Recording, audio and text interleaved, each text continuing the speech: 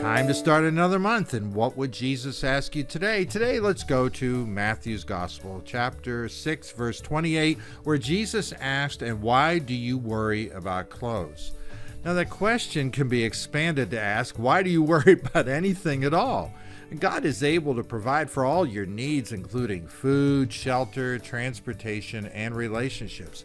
So why spend any time and energy at all about your basic needs, worrying about them, fretting about them? Has God ever failed you?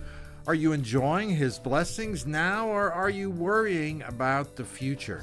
Is worry a bad habit that you need to correct with the Spirit's help?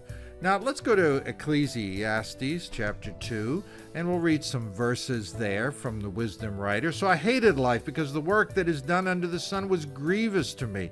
All of it is meaningless, a chasing after wind. I hated all the things I had toiled for under the sun because I must leave them to the one who comes after me." Sounds like worry, sounds like fretting to me. How about you?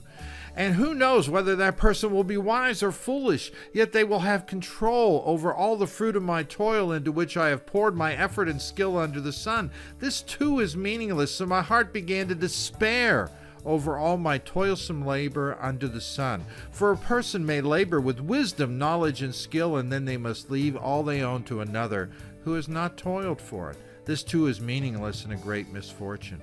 What do people get for all the toil and anxious striving with which they labor under the sun? All their days their work is grief and pain.